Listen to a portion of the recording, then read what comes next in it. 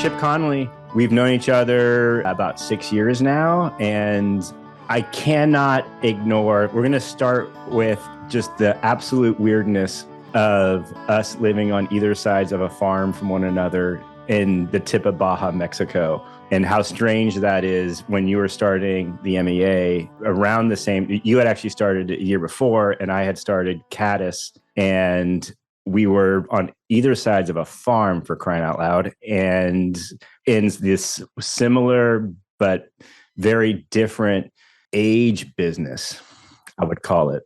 Yeah, it's interesting. And just to give everybody sort of like the visual reference here, there's a farm in between us, and then there's a desert, and there's tropical. There's like little tropical forests, and there's an ocean, and there's 7,000-foot mountains. This is pretty cool. I mean, like, when Dacher Keltner, the UC Berkeley professor, who's the greatest, the world's greatest mind when it comes to awe, when he's your neighbor, you're in a good neighborhood when like the cool awe dude loves your neighborhood too. So we live in a great place. I miss it right now. I'm in San Francisco right now, and yeah, I miss Baja, especially in the winter. I bet. Yeah, it's really interesting that we both went into this. Why did you get into this business? Why did you get into Caddis? It's bizarre. Well, first I needed reading glasses. Okay, so that's the product end. So put that aside. Then someone told me, as I was trying to raise money, that no one wants to believe that they're the age that they are, and everyone wants to believe that they're 15 years younger. And from a lifestyle brand marketing, I thought that was the most screwed up thing I've ever heard, and wrong. And that's what launched me. That was the big aha moment of like, oh crap, like we're actually in the age business. If it's causing this much disruption in people's thinking, I go, this is perfect. Like, this is exactly what I was looking for. So that's how I got into it. And then I met you and Jeff and Christine kind of shortly thereafter. So how did you get into it? I mean, you have such a deep background. It's frightening. But I'm a deep human being. You are. Okay, I'll give a little intro of myself. Okay, I started a boutique hotel company in my mid-20s, which is sort of thinking back on it, like, who does that? But I was really fascinated by boutique hotels because this was the mid-1980s and there just weren't many of them. And most of the hotels in the US were just, Hiltons and Marriotts, and so boring. And so in San Francisco, I bought an old motel, pay by the hour motel. If you know what was going on there. It was a no-tell motel. In the Tenderloin, I would add. In the Tenderloin, still there, 37 years later. And I turned it into a sort of hip and cool rock and roll hotel, the Phoenix. And 51 hotels later, so I did 52 hotels over 24 years in California. Joie de Vivre, my company, the overall brand. I'm not very good at branding, just so everybody's listening here. Tim is a much better brander than I am. I come up with awful names for brands. So Joie de Vivre was a great name in the sense that it means joy of life, a great name in the sense our mission was also the name of the company. No one could pronounce it. No one could spell it. No one knew what it meant. So, but yeah, I grew into the second largest boutique hotelier in the US. And then I had my midlife crisis in my late 40s, which is now I know this thing called the U curve of happiness tells you like, hey, that's normal. 45 to 50 is a really rough period. Your mileage may vary, those of you who are listeners, but I had a really bad 45 to 50. And I got through it barely and ultimately sold my company. It's a Hyatt brand now called JDV. They got rid of the Joie de Vivre and they just said JDV. It's your KFC method of, I guess so, or JCP. Yeah. I tried to make JC Penney's and JCP. I don't know. Long story short is I, in my early 50s, had no idea what was next for me. In the movie The Intern with Robert De Niro, he says, musicians don't retire, they quit when there's no more music left inside of them. And I had music inside of me. I just didn't know who to share it with. And now I would call it wisdom. At that time, I would never have called it wisdom at age 50. And so 2 years later, the founders of AirBnB decided they wanted me to share my music or my wisdom with them. And I spent 7.5 years, 4 years full-time and 3.5 years part-time, basically helping them with just about everything because they were really smart and they had a company that was growing quickly. Although when I joined 11 years ago, nobody had ever heard of it in my world. And even though I was a hotelier. And long story short is I loved my experience there. They called me the modern elder. I didn't like that a whole lot. And then they said, Chip, a modern elder is someone who's as curious as they are wise. And I had started calling myself a mentor and an intern at the same time, because yes, they brought me in to be the mentor, but I was also an intern because at age 52, I'd never worked in a tech company. So long story short is that's what led to MEA. Is after my 4 years full time, I bought a home down in Baja on the beach, and I decided like, okay, I am ready to enjoy my later life. I've left Airbnb. I'm writing a book called Wisdom at Work: The Making of a Modern Elder. And next thing I knew, I had a Baja aha one day. I had an epiphany, and that was, why do we not have midlife wisdom schools, a place where people can reimagine and repurpose themselves? And that's how MEA came about. And 4,000 plus alums later from 45 countries who've come to Baja. That's what we're doing. The timing on that, like, how do you explain that? Because your timing was, for lack of better words, perfect. Because as you were starting that, then we started to see adoption in pop culture. And granted, the bus is just leaving the station. It's not like we are. Oh, we're so maybe second inning of this 9 inning baseball game. Totally agree. And longevity means it's going to be a longer baseball game. Yeah. Yeah. I mean, I love that Caddis and you talk about being an anti-aging product. and we call ourselves a pro-aging product. So you have a double negative, and we just say, like, let's go to pro. Let's pro-aging. But the bottom line is, yeah, we live in a culture where I think ageism is the last socially acceptable ism that exists out. Becca Levy at Yale. So we love our programs really dedicated to, taking social science, whether it's Dacker's work from UC Berkeley or Becca Levy from Yale. Her work shown that basically when people shift their mindset on aging from a negative to a positive, they gain 7.5 years of additional life, which is more life than if you stopped smoking at 50 or started exercising at 50. So where are the public service announcements, the PSAs, for this pro-aging message of, hey, aging is not the end of the world. It's actually, frankly, there's some upsides, some unexpected pleasures of aging as well. So you brought up the ageism thing, and you're absolutely correct. It is an acceptable form of ism. When I was trying to raise money, and I say trying because I am the worst at it, and it was painful. Granted, this was in San Francisco at the time, of all the booming unicorns, but I was put in touch with an executive at a very famous tech firm that we all know and love. And he also has his own fund. And on our meeting, he told me straight up, well, I'm just going to let you know that you're going to have a hard time with a raise. And I asked, why? And he's like, if I'm being honest with you, it's because of your age. So Tim, how old are you now? I'm 56 right now. So I was 50. So back then you're 50. 50. Yeah. 51. Yeah. And I said, thank you. I mean, my God, for that type of honesty, it was really eye-opening to me. So it's something that's real. And what MEA has created is amazing and innovative, to say the least. Yeah. Well, I just think, Carl Jung, the famous psychologist, said a lot, like many years ago, where are the colleges for 40-year-olds? And because we live longer now, this is, 100 years ago, he may have said that, or at least 75. So where we are today is like we're living longer. So it's not where are the colleges for 40-year-olds? Where's the college for 50-year-olds? And our average age of people who come to MEA is 54. And we've had people as young as 25, who knew, and as old as 88. And in fact, the 88-year-old went surfing. We have a morning where we go surfing for those who want to at the Baja campus. We have a campus opening in Santa Fe, New Mexico in April, 2,600-acre regenerative horse ranch. But long story short is, thank God I didn't have to go out and get investors back then. I was lucky enough because of my Airbnb experience that I can fund this sucker for a while. And I will be raising some money for one of our campuses in Santa Fe, a second campus we're doing there.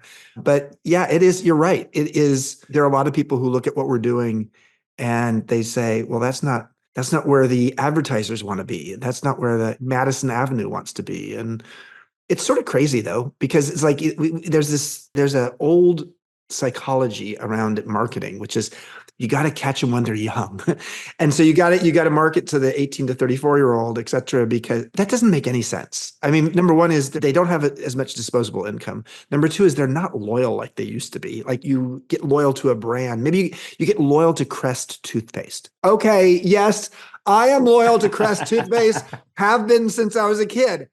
But how many other things are you not loyal to? Yeah. And then all that disposable income is up at the upper segments, and you're not competing with a bunch of other players in that upper segment of the age bracket. So yeah, it doesn't make sense. No, it doesn't make sense. And to the point where you start to question your own logic, because this is where all the income is. It's $8 trillion of income that sits waiting to be spent.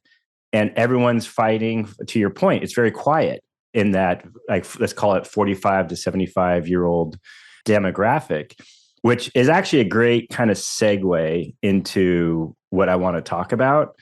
So I'll kind of stop myself because I can get on my soapbox about that. First of all, my inbox is sacred to me, and your newsletter is one of 3 that I only keep because it's so damn good.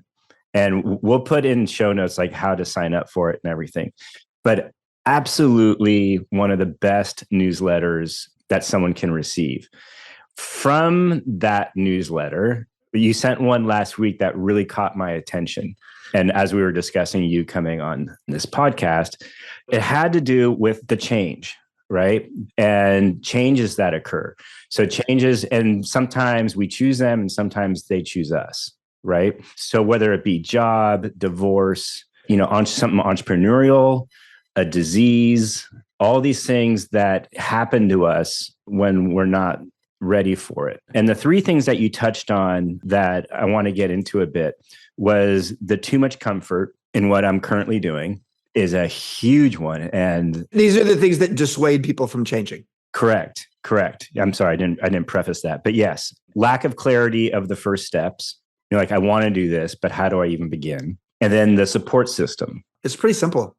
I mean, let's be honest. I mean, those 3 things, some of my blog posts, my blog's called Wisdom Well and Love People. It's free. If you subscribe, it's free, and you get an email sent to you every day. And it's also on social media.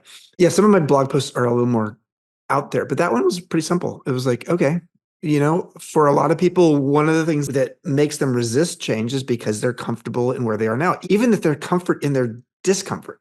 And so they get used to the fact that their relationship with their spouse isn't all that good. They haven't had sex in 3 years, and they don't like their boss. They don't really like their job, but they feel obligated to stay because they have 2 kids in college, et cetera.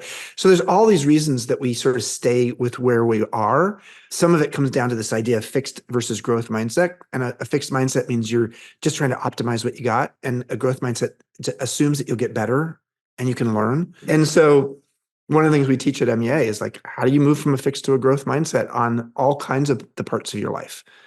And often what happens, unfortunately, in midlife is people get hit up the side of the head on circumstances outside their control. All of a sudden they get divorce papers filed by their spouse as a surprise, and they lose their job. They are empty nesters and hadn't really prepared for that, et cetera, et cetera, et cetera. And so sometimes it's the external circumstances that force people to make the change. The second one is they don't know the first steps. And that's another thing. We have a workshop as part of our core curriculum called Navigating Transitions. That workshop is all about how do you understand the 3 stages of a transition. Think about a caterpillar to a butterfly journey. The caterpillar, there's a process the caterpillar has to go to end its life as a caterpillar. There's no ritual. It's not like doing some woo-woo workshop or anything like that. But there's a sense like, okay, it's going to start spinning its chrysalis, and it's now going to go into the second stage. So the first stage of any transition is you have to actually ritualize the ending of something, and something's ending. The second stage is the messy middle.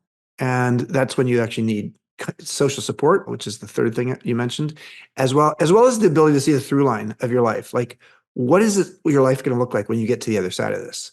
And you have to have that. You have to have a little bit of hope. Viktor Frankl's famous book, Man's Search for Meaning, spoke to that. How did the people who lived through a concentration camp were the ones who actually could see to the other side what their life was going to be like. And then the third stage of transition is the beginning of something new. And think of the butterfly. That second stage is obviously the chrysalis. It's dark and gooey, but it's where the transformation happens. The third stage is the butterfly. But the butterfly, when it leaves the chrysalis, often ends up on the ground because it's got wet wings and it's never flown before. And it takes a little bit of a growth mindset, a willingness to be a beginner, to be able to get that right. So that's the second one. And the third thing you mentioned was just the social support. We do need social support. We do not have rituals or rites of passage in midlife. And part of the reason I created MEA, or I created it with Jeff and Christine, and I love them, my co-founders, each of the three of us bring something to the table that's very different from each other, which is great. The reason we created it was partly because we recognized that there were not many ways for people to understand how do you have support through the transitions of midlife. I lost 5 male friends to suicide between age 42 and 52 during the Great Recession, 3 of them entrepreneurs. And it was a terrible, and I was having my own suicide ideation myself between 45 and 50. And so I just feel so deeply down to my toes that we need to create better social support, better tools for people to understand what they're going through in midlife. And that's really what MEA is all about. And that's why I wrote this new book, Learning to Love Midlife, 12 Reasons Why Life Gets Better with Age, to help people to understand this life stage that has a really bad brand, midlife crisis. Right. We're going to jump back to those 3 things because there's so much meat on that bone to go through. But you're so well read in this whole world that arguably you were pioneer of this. I would call it a movement. Let's call it a movement. Let's call it. Let's put a flag in the ground and call it a movement. But where did the midlife crisis come from? So in 1965, a Canadian psychologist who was not well known at all wrote a white paper about the midlife crisis. And he only studied, frankly, men who were artists and writers. And it was a very small sample size of who he was looking at. And he came up with this coining of that term, midlife crisis. And it just stuck. And it became sort of a trope of Hollywood and like, oh, you're going through the midlife crisis. And then you saw the person, American Beauties, Kevin Spacey, getting his red sports car and like dating his daughter's best friend from high school while she's in high school. And you sort of started to see it and became a bit of a joke, the midlife crisis, And so what's sad, quite frankly, is there are 3 life stages that actually were sort of created or discovered in the 20th century. Adolescence didn't exist until 1904 when a book called Adolescence came out. And it got, adolescence or teen years got a ton of attention after that. Retirement, 1930s, became a big deal. Social Security, pensions, and AARP and retirement communities. But midlife, so these are the three life stages that really emerged in the 20th century. The third one was midlife, but because we were living longer. In the year 1900, we lived till 47. In the year 2000, we lived till 77. We added 30 years of longevity in the United States in 1 century. So midlife became a thing, but nobody studied it. We just made jokes about it. So long story short is midlife crisis deserves a reconsideration. And I gave a TED Talk earlier this year that came out last month called The Alternative to the Midlife Crisis, but it's really the midlife chrysalis. It's the idea that what if midlife, based upon the U-curve of happiness research, when people get happier after age 50, after a low point around 45 to 50, what if, in fact, midlife is this time when we're sort of, metamorphosizing ourselves and liquefying the past so that we can actually be lighter moving into the future. And I deeply believe that, and I've seen it, but we're stuck with midlife crisis as the primary word attached to midlife in the mainstream at this point. Those 3 things that we identified earlier in the conversation, too much comfort, lack of clarity, and lack of support, they are like, when hearing you talk about it, they are so intertwined. And I'm just going off my own personal experience. If I'm known as X and then I go off to be Y, the people that mentally try and keep me in X is my tightest circle, family and friends, right? Yeah, no, this is hard because often when you're changing or transitioning, it can change the systemic dynamic, especially in a family. When one person's changing, it's like, especially a spouse, the other spouse feels sort of an obligation to be changing too, and they don't want that. So there's a lot of people who want you to be who you've been because they know what that is. It's a known quantity and quality. And if you're changing, then maybe that means I have to change and I don't want to change. So, it's interesting. People come to MEA and, a lot of times they come with spouses, but sometimes, most of the time they come on their own. And like one of the things we really help them with as they're going back from a week-long program is like, okay, you're going back to the real world. And how do we make these tools and practices work in the real world? And how do you do the reentry with your family, friends, or community in a way that allows you to not get depressed?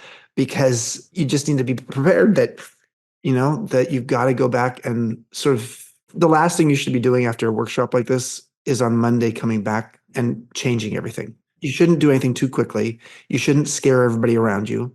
You know how frustrated I was as you know, I was on the founding board member of Burning Man nonprofit. And the last thing anybody ever wants is people coming back from Burning Man and saying, oh, it was so great.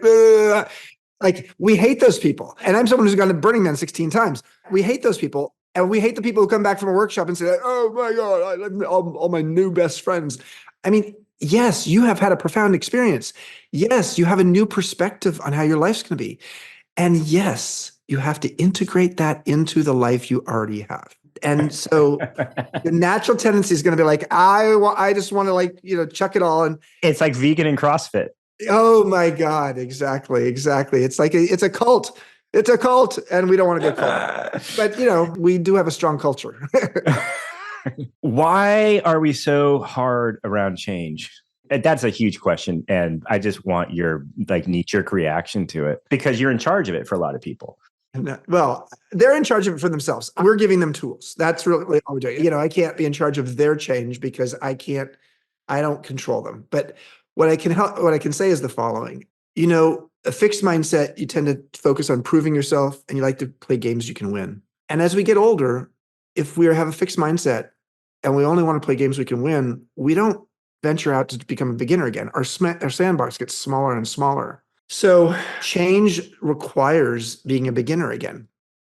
Change requires being a little awkward and liminal. Change requires looking a little stupid in what you're doing. And it messes with the systemic dynamic. So it's very easy to get stuck.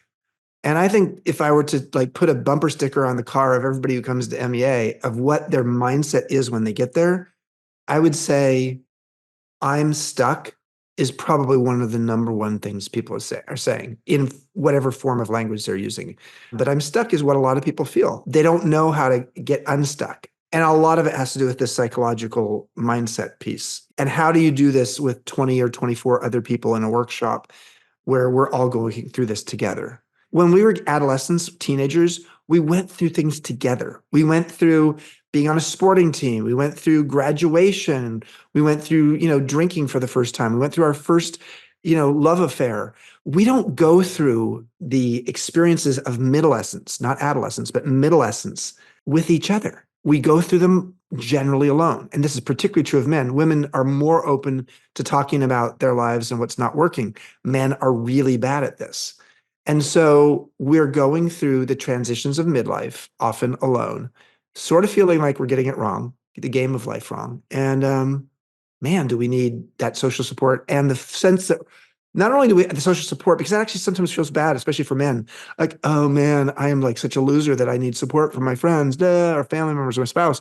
When you're in a workshop with a bunch of 24 people who are all going through it together, you are like mirrors for each other. And you're not the only one in the room who's struggling with something and going through it. And someone else in the room, when you talk about it, says like, oh my God, dude, I get what you're saying. This is a reoccurring theme. So I'm talking to artists, I'm talking to entrepreneurs, I'm talking to philanthropy in these discussions.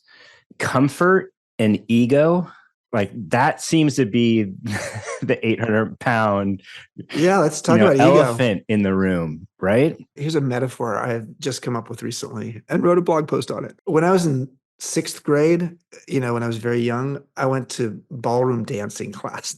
Like who does that today? But back in the day, back in the 1960s, I went to ballroom dancing class and I learned how to become the boy leading the girl in ballroom dancing. So I think that the way it works with the ego is that the ego is leading the dance up until around midlife. So up until around 50-ish, And it doesn't mean people don't still have an ego. It just means the ego is now going to move from the male role to the female role. Again, apologies to those of you who don't like my gender traditionalism here. So all of a sudden, the soul starts to emerge. So it's the ego and the soul. Are they at war with each other? There's some people who would say they are. I actually think of them dancing together. And so in the early part of our lives, our soul is being led by the ego. And the soul's along for the ride and sort of maybe laughing occasionally. And then around midlife, according to Richard Rohr, a famous Christian mystic and MEA alum, as well as an MEA teacher, he's teaching at our Santa Fe campus in July, as well as Carl Jung, the psychologist. They both said that basically the first half of your adult life, it's the ego that's the primary operating system. And it's around midlife that it moves to the soul. And I like to now think of that as the soul is now leading the dance. And how do you know that? I mean, again, this is all sort of like crazy talk, Chip. No, it's not, because there's all kinds of social science research that shows that around 50 years old, people start to have a lot more spiritual curiosity, a lot more something inside of them is looking for purpose and meaning. And there's people who, as a result of that, start to go on a different path. To me, that's the new operating system that's starting to emerge. But we have given no roadmap or operating instructions in society to say, here's how you make that transition. And that transition from ego to soul, is part of the transition we're talking about. And so thank you for bringing up ego. I find it seems to pop up not in its raw form, but it's layered underneath a lot of what we discuss. And I'm wondering if a lot of people who can't recognize that's actually what's happening, because I think you're absolutely correct. Like when you are battling your ego, maybe you're battling it for the first time and you really don't know how to deal with it. There are a lot of things that conspire to have our ego starting to have less of a grip on our lives. What are those things? Well, our body's starting to fall apart a little bit. We're starting to, in your 40s and your 50s, you notice that your body isn't what it used to be. And I'm not saying there aren't people with, YouTube videos who are doing things in their 80s that I couldn't do in my 60s now, or I not have been able to do in my 20s. And that happens. But the average person out there, it just sees that deterioration going on. So you can't be so invested in the physical side of ego. For many people, they have kids or they have other responsibilities that are very, predominant in their 40s and maybe even their 50s. And there's a sense like, okay, I have a lot of responsibility for other people, my parents, that sandwich generation thing of like, okay, got parents, got kids, like, okay, therefore you can't have a ton of ego in that. And so I just think there's a lot conspiring to lead people to moving to this place of like more curiosity. Maybe if they're not like me, they have created more space, what I call time affluence. It's one of the 12 reasons why life gets better with age. It's the one I'm the worst at. Although I'm going to the hot springs tomorrow after my radiation treatment. I'm, having radiation for prostate cancer and going to the hot springs for 3 days and like, yes. So time affluence there. But, when you have time affluence, you have space to be curious again. We're really bred out of our curiosity from around adolescence all the way up till around 50-ish. So curiosity opens up new possibilities as well. First of all, let's acknowledge that you just said that you're halfway through radiation. I mean, that's no small ordeal. It's a pain in the pelvis. Right. But I do want to follow that up with, prior to me hitting the recording button, you said on the days after your last treatment, in complete Chip Conley style, where are you going? My last treatment's on January 12th. And on January 13th, I fly to New York because my book comes out that week, Learning to Love Midlife. And on the 15th, 3 days after my radiation ends, I am on Good Morning America. And then 2 days later on the Today Show. So if that's not a good kick in the ass to anyone who's sitting around twiddling their thumbs thinking of what to do with themselves, you are an aspiration and an inspiration. And a total nutcase. Yeah, that too. That's why we love you. Yeah, thank you. So I just wonder if people knew, and again, you have way more experience than I do. If people were told, oh yeah, that's your ego getting in the way, let that go. And can you allow for the time, which is also a very difficult thing for people. And I had a similar experience where I sold a company and I was a touring musician for a number of years. And that gave me that, what you call it, the time. The time affluence. Yeah, the time affluence. And I was working for my wife at the time. I was doing both of those things. And it gave me 4 or 5 years to really think about what's next. So that's for real.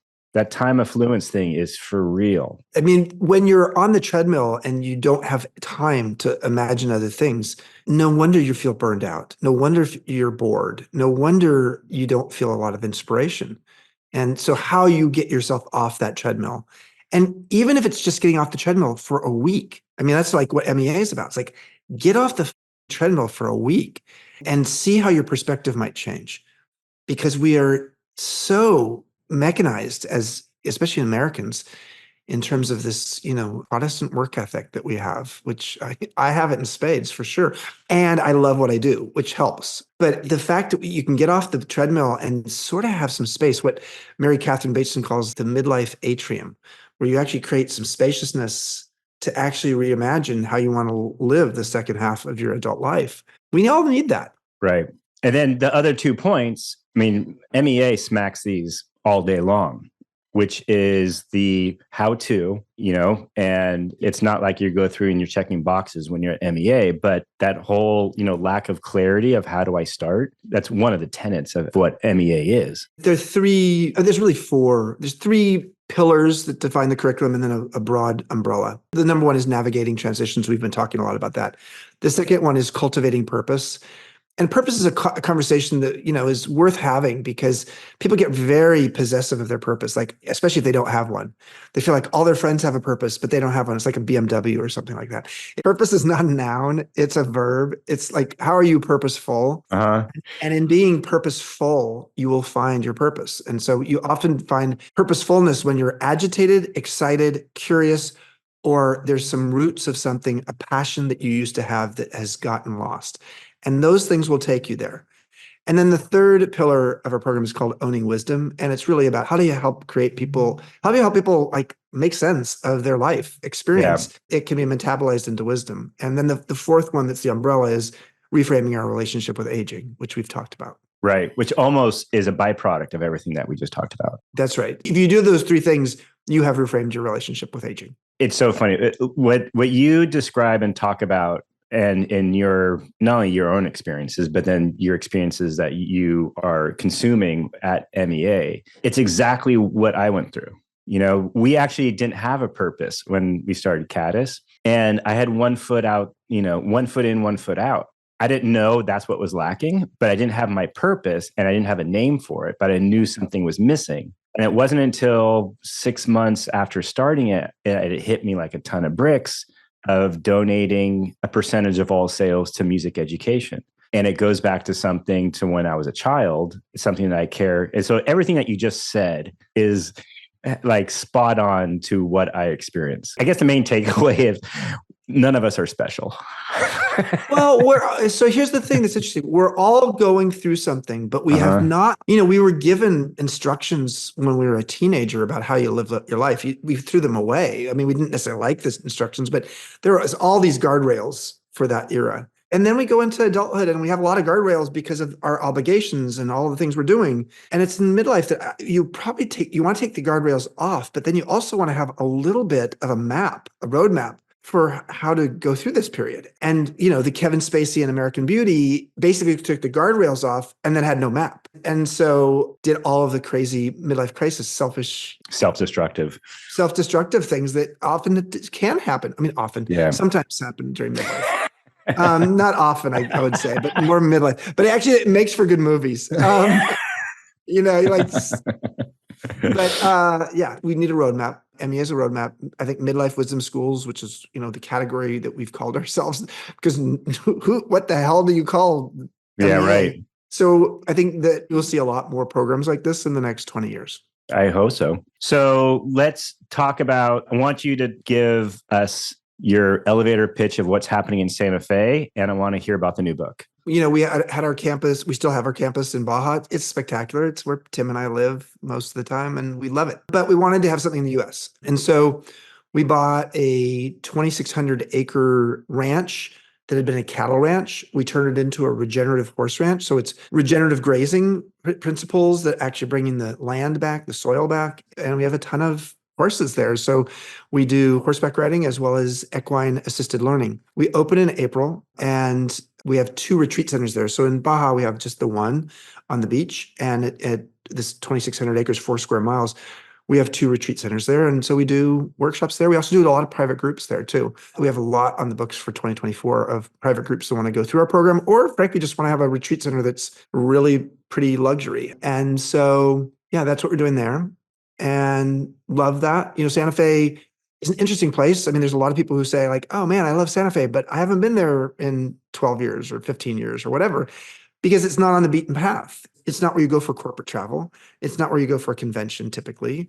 It's not a highly populated place, and it's not necessarily a bedroom community for some other major metro. Denver's really the major metro that's closest, but that's 6 hours by driving. So it's sort of nice. It's sort of what I think we've cracked the code on with both Baja and Santa Fe is we want people to feel like by coming to the place, you're taking a little bit of a pilgrimage and you're feeling a little liminal. Because we could have done this in Sonoma and said like, okay, Bay Area is our number 1 market for people going to MEA. Let's have something in Sonoma. But then it's a commuter school. And the fact that you're having to make the commitment, typically jump on a plane to come and visit us, and then you're there and it's like, and the place feels a little bit not normal for you. Like Santa Fe doesn't feel like it's in the US. And Baja is not in the US. And so that's exciting. And then the book is called Learning to Love Midlife, 12 Reasons Why Life Gets Better with Age. And I really wanted to take all this learning that we've talked about today and turn it into something that was not too long. A lot of my books can be headier and longer. I wanted something that was relatively easy to read. You can read it flying from LA to New York. And I wanted to sort of capture the zeitgeist of where we are as a society, but also the flavor of what my daily blog, Wisdom Well, is like. So that comes out January 16th.